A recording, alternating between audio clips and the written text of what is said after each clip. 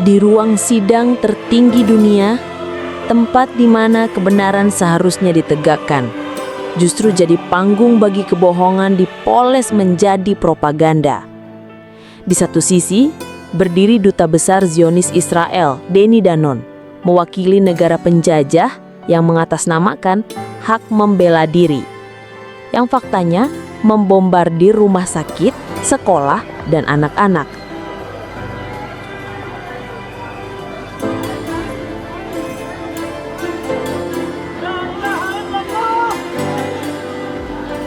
Di sisi lain, Duta Besar Palestina Majed Bamya mewakili rakyat yang dikepung, diluluh lantakan, dan dibungkam juga dibantai. Dan saat Majed Bamya mulai berbicara, seluruh ruangan terdiam. Dunia menahan nafas, karena kata-katanya menelanjangi semua kepalsuan. Ia tidak sekadar membalas tuduhan, ia membongkar wajah asli penjajahan. Kalian tidak sedang berperang, katanya. Kalian sedang membantai. Satu suara melawan kemunafikan dunia. Satu suara mengguncang sidang PBB. Duta Besar Palestina Majed Bamya kemudian mengatakan dengan suara lantang, tepat di depan wajah Duta Besar Zionis Israel Danny Danon, ini bukan sekadar perang. Ini pembantaian yang dirancang, bukan efek samping, tapi niat utama. Membunuh tanpa pandang bulu, menghapus warga sipil Palestina seolah mereka bukan manusia.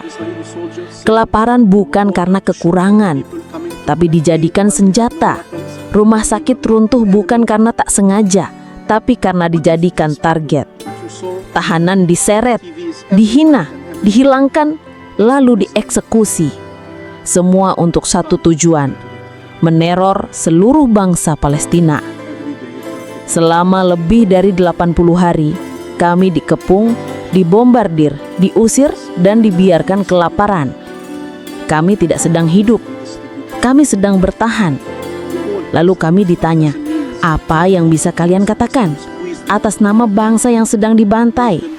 Sementara para pembunuh menuntut pengakuan dan permintaan maaf. Mereka ingin disebut tentara paling bermolar di dunia di tengah tumpukan jenazah anak-anak kami. PBB menyerukan perlindungan, akses bantuan kemanusiaan, dan penghormatan terhadap hukum perang. Tapi Israel membalas dengan diam atau dengan lebih banyak bom. Kenapa mereka bisa lolos dari semua ini? Karena mereka tahu, mereka tak pernah dimintai pertanggungjawaban. Itulah sebabnya mereka merampas hidup kami, tanah kami, uang kami, masa lalu kami, masa kini kami, bahkan masa depan kami. Suatu hari, semua pembantaian ini akan berhenti. Tapi bisakah kami melupakan kuburan massal, tubuh-tubuh dalam kantong plastik, anak-anak kami yang diamputasi tanpa bius? Bisakah kau dengar jeritan mereka? Bisakah kau bayangkan jika itu adalah anak-anakmu? Dan ketika semua ini selesai, kami akan diminta melanjutkan hidup untuk damai, untuk bersyukur, sampai babak horor berikutnya datang lagi. Inilah standar ganda dunia. Inilah rasisme yang kami hadapi. Saat warga Israel terbunuh, dunia berduka. Tapi ketika kami dibantai, kami diminta diam. Dunia mulai mengenal Gaza yang sebenarnya, sementara Israel menghancurkannya. Kami pernah punya harapan. Kami membangun rumah hanya untuk menyaksikannya dihancurkan. Kami membangun lagi. Kami tetap hidup. Itulah yang mereka serang. Harapan, kemampuan kami untuk bangkit. Mereka ingin pastikan kami tak punya rumah untuk kembali. Kami tak punya hidup untuk dijalani. Mereka ingin memastikan kehidupan di Gaza tak lagi mungkin. Tujuan mereka jelas, pengusiran diam-diam yang mereka sebut migrasi sukarela. Dan dalam prosesnya, lebih dari 21.000 dari kami terbunuh. Kami dihadapkan pada dua pilihan, mati atau terusir. Dan jangan lupa, tepi barat pun berdarah. Dalam 3 bulan terakhir, anak-anak terbunuh di sana lebih banyak dari puluhan tahun sebelumnya. Penderitaan kami bukan karena takdir, tapi karena penjajahan. Dan dunia lebih memilih tak berdaya.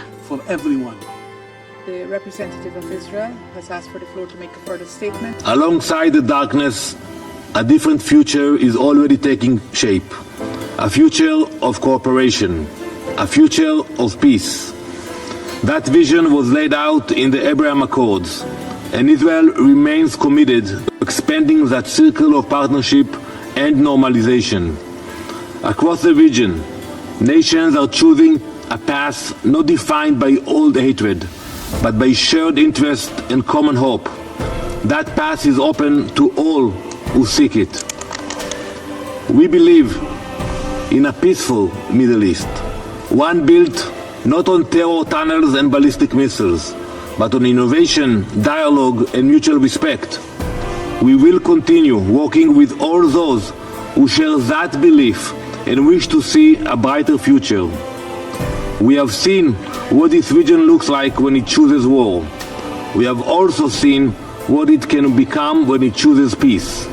Israel will never stop defending its people, but we will also never stop our desire to reach out and achieve peace. Thank you, Madam President. I thank the representative of Israel for the statement. There are no more names inscribed on the list of speakers. I now invite council members to informal consultations. The representative of the Observer State of Palestine has requested the floor for a further statement. I give him the floor. Thank you, Madam President. I wonder if that peaceful settlement for the Middle East includes the independent and sovereign state of Palestine, or again, based on the illusion that somehow there is a way to destroy the Palestinian people rather than recognize and implement its rights. We have declared very clearly that we are willing to cooperate and work closely with President Trump and the U.S. administration, with Saudi Arabia and Arab and Muslim countries, with European and global partners to achieve peace, true and genuine peace, just and lasting peace. Let us not distort the meaning of the word.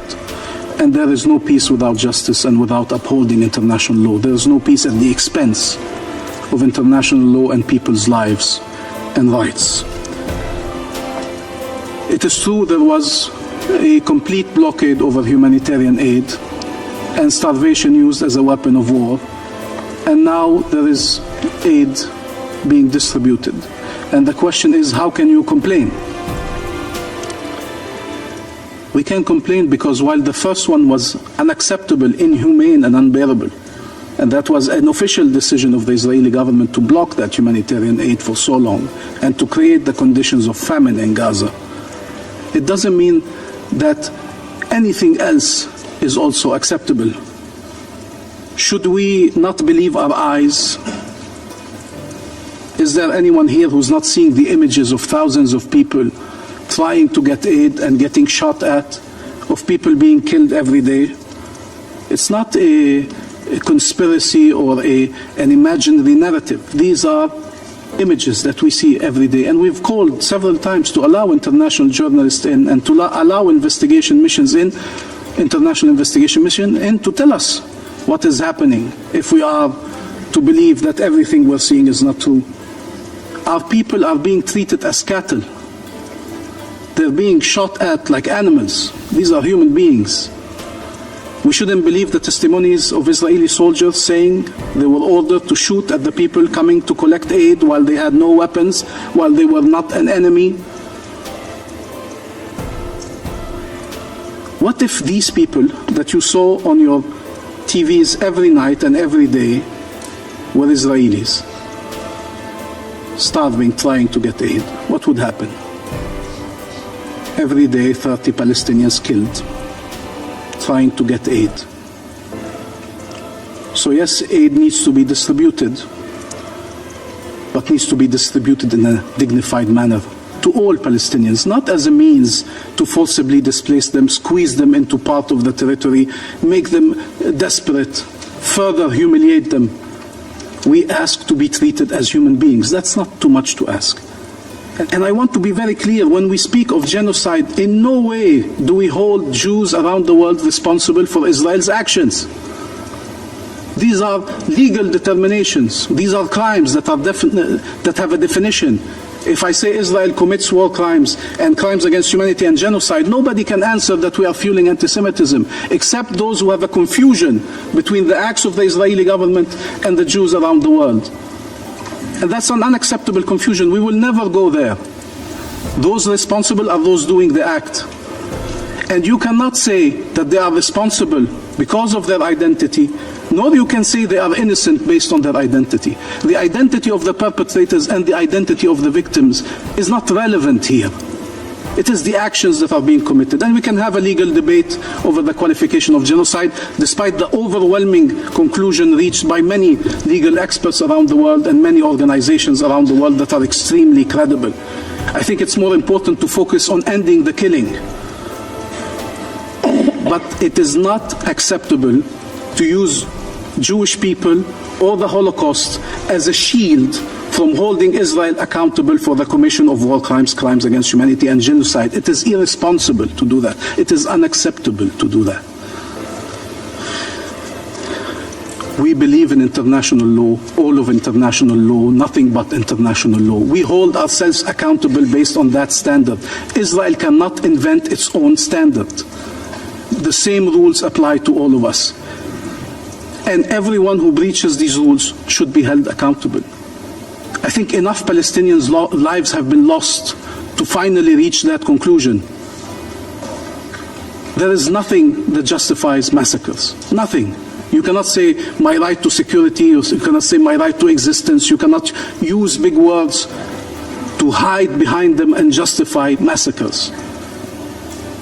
We want shared life, 2 states, Palestine and Israel. We are very clear. And I wish we could have that clarity from the other side. 2 states, Palestine and Israel. Israel has been a member of the United Nations for 75 years now. We are still waiting for our turn. And how can we explain that we are still waiting for our turn? How can we explain that our people are still not free all these years? That they have to fulfill a threshold, reach a threshold that no other country around the earth has been asked to meet. The same rules for everyone, a right to life for everyone, a right to security for everyone, a right to freedom for everyone, respect for human dignity for everyone. The representative of Israel has asked for the floor to make a further statement. I give him the floor. Thank you, Madam President. The representative of Palestine spoke for so long, but at your speech, you forgot to mention the responsibility of Hamas. Why are you afraid from Hamas? I will not answer all your lies. I will ask you one question. Can you agree with me and with my colleagues that there is no future for Gaza with Hamas in Gaza? Can you agree on this sentence, that the future of Gaza will not include Hamas? If you say yes, we can talk about everything. You blame us and we blame you. That's the core of the conflict. We don't want to destroy the Palestinian people. We are not fighting the Palestinian people. We are fighting Hamas, the terrorist organization who brought you to where you are today. So if you claim that you represent the Palestinian people, be responsible, be brave, and agree with me today that the future of Gaza will not include Hamas. I thank the representative of Israel for his statement, and the representative of the Observer State of Palestine has asked for the floor to make a further statement, and I give him the floor, and this will be our last statement in the meeting. Thank you, Madam President. I wonder if this is not you attempting to destroy Palestine, what it is. We heard that you are taking all the precautions not to harm civilians. I can only imagine what it would be if you were not taking these precautions. You've asked, it so happens we're not in an Israeli interrogation or an Israeli jail. I have said, but you have decided not to hear. And I'm sorry, Madam President, to address the person directly, since the representative of Israel addressed me. We have said that we do not accept and reject all attacks against civilians. We have said that we are willing to take our responsibilities in governance and security in Gaza tomorrow. Sole responsibility. That means there's no Hamas ruling in Gaza.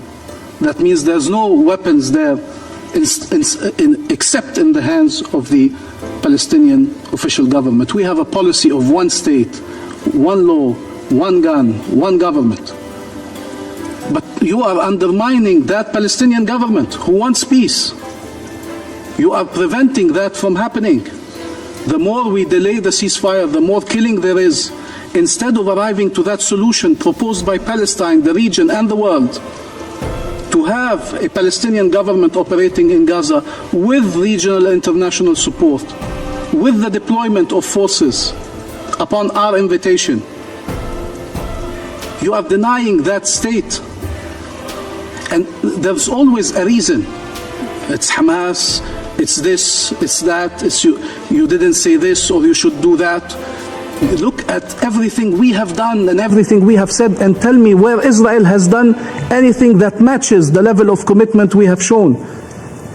Your Knesset is voting against the Palestinian state. Your officers are destroying it on the ground. You can claim you're not trying to destroy it, but again, people have eyes. Does Israel recognize the state of Palestine? See it. Then that would be an important meeting. Then we would finally have achieved a breakthrough that you believe in a Palestinian state living side by side with Israel. So there are solutions to all the problems as long as we are finally in a context where our rights are recognized, where both sides' security can be guaranteed. Israel claims a right to do anything under the pretext of security. That is not possible. No other state could behave this way. So I think we've been clear. We cannot be clearer. There is a solution today, but nothing justifies what you have done in Gaza. Nothing justifies what you have done in Gaza. If we had tried to justify the killing of Israeli civilians, nobody in the world would have accepted it under any reason and under any claim or any right. Therefore, your systematic killing of Palestinian civilians can never be justified. We are not lesser human beings. We are not expendable.